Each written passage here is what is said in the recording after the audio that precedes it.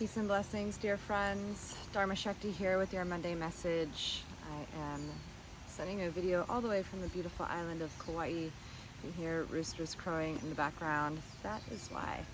But happy Monday. I wanted to drop a message for you all this week. I had the blessing of being with a local elder here who said something that has stuck with me since we had our ceremony. She was talking about kindness and mankind, and that it is our nature to be kind. It is required of us to be kind in order for life to continue with some kind of semblance of grace and unity on this planet. And she said being kind to yourself isn't selfish, it's actually responsible. Being kind to yourself is the responsible thing to do, because when you know how to be kind to yourself, you can be kind to other people. And as synchronicity would have it, I was reading one of my favorite books today, The Seed of the Soul, and I opened up to a chapter on reverence, and I just wanted to read a little bit here because I think kindness requires a certain element of reverence in the way that we carry ourselves and the way that we look at life. When we look at life through a lens of reverence, when we recognize that all life is sacred, we are much more able to be kind. When we don't, when we live from a place of fear, when we live from a place of competition, when we live from a place of I'm just trying to get mine and I'm just trying to survive, and when we live from that place of not even recognizing ourselves as sacred, it's really, really almost impossible to be kind. So I wanted to share this with you. Reverence is an attitude of honoring life. You do not have to be authentically empowered to be gentle with life or to love life. There are many people who are not authentically powered, but who are quite reverent. They would harm nothing.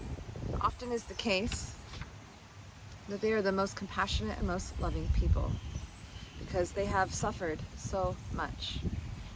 Whether a person is reverent depends essentially upon whether he or she accepts the principle of the sacredness of life, any way that he or she defines sacred.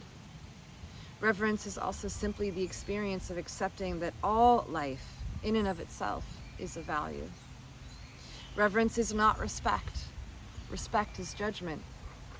It is a response to the perception of qualities that we ourselves admire or have been taught to admire. I thought this was an important differentiation here. Respect and reverence are two different things, right? Our cultures, as he goes on to say, have different places where we put our values and what we respect. And so respect and reverence are two different things. Respect is coming from a place of judgment, not necessarily judgmental, but it definitely has that connotation, right? It is possible to respect one person and not respect another, but it is not possible to revere one person without revering any other person. When we have this idea and this value and this connection and understanding with reverence, we see that all people and all beings and all things are sacred. And so we're able to have that reverence. Reverence is a perception, but it is a holy perception. The perception of holiness is not one that we use continually. It is one that we apply to religion typically, but not to the process of evolution or the learning process of the human life. So he's saying that, reverence isn't just for being in church. Reverence isn't just for, when you're doing religious activities. But reverence is recognizing the sacredness of all things, the sacredness of our journey, the sacredness of our learning process, the sacredness of our growth, and the sacredness of life. The beauty in that sacredness is that we have a reverence, right?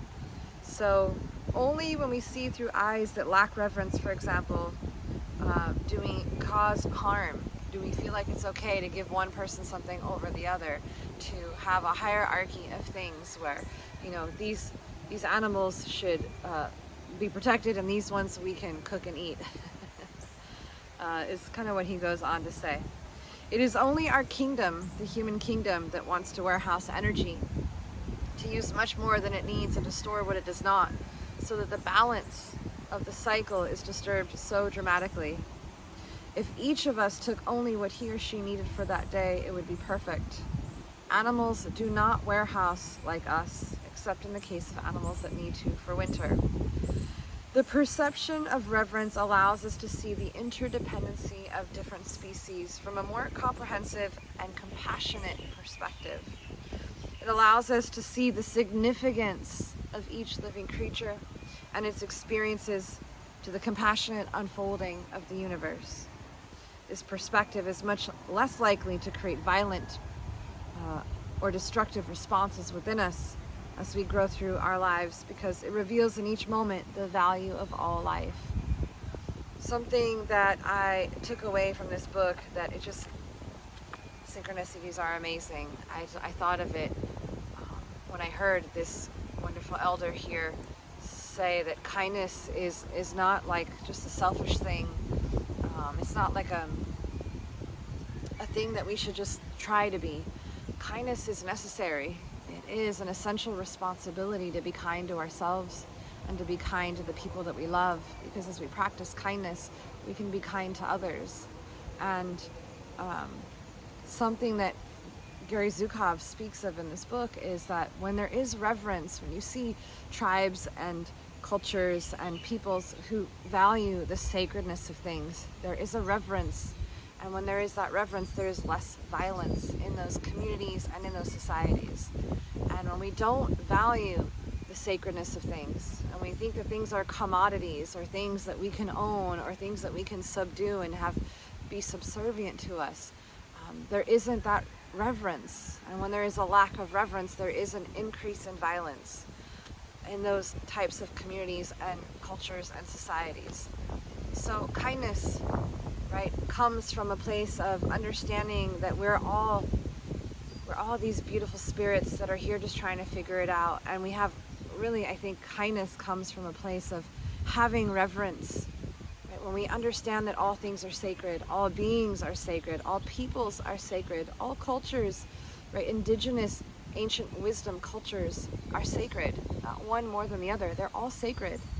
All ancient wisdom cultures that are trying to get us to see divinity are sacred, right? Because when we have that understanding of sacred, and we have that respect and that connection with sacred, we are much more likely to have a reverence for those things that are sacred, and we are much more likely to display kindness, to display humility, to display compassion and honor for all those things, right? The plants, the animals, and the people, and this planet that we live on.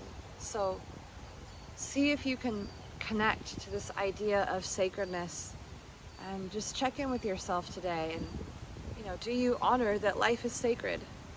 Do you honor that all sentient beings and the energy, the divine energy that is giving life to all things, do you honor that sacredness?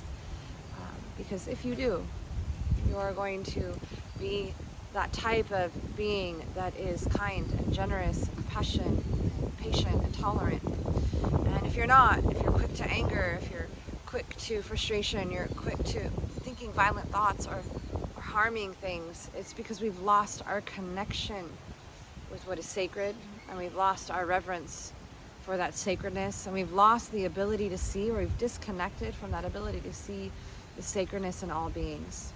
I think that this is important, right? It's easy for us to see the sacredness in nature for a lot of us. We have a natural reverence for nature. We're in awe of nature. Where we tend to lose it is with other human beings. And even some of us are much more reverent and kind to animals than we are to each other. But let us remember that there is a sacredness within all of us, because there is a divinity within all of us. And when we can honor that, when we can have that as our base or as our foundation, we're going to treat each other so much more differently, including ourselves. So maybe remember that we too are sacred, because we are these beautiful temples, warehouses. We are the storehouse for divine energy in each of these bodies. And when we recognize that our bodies are these temples and homes, our hearts and our expression are these avenues and channels for divinity to flow through us and as us, we are going to see ourselves differently. We're going to treat ourselves differently. We're going to show up for ourselves differently. So take a little bit of time today, or tonight, or whenever, to just contemplate your connection with the divinity in things, that divine energy, that divine essence, that divine intelligence, that great spirit, whatever you call it, source, creator, whatever it is, remember that it flows through all things, including yourself. And so you can honor that divinity by being sacred, having reverence with yourself and your own being, the journey that you're on, the path that you're walking, and the way that you show up to it. So I hope that you found this video helpful today. I hope that you're having an amazing Monday and that you enjoy the rest of your week. If you like this video, you can drop a comment down below. You can hit the like button. That would really help me out. And you can share this video with a friend if you feel like they would benefit from it. All right, my friends, it's so good to be with you. I hope that you find a way to connect to the divinity within you and that you have a little more reverence for yourself as you walk through your journey this week. Peace and blessings from my heart to yours. Namaste.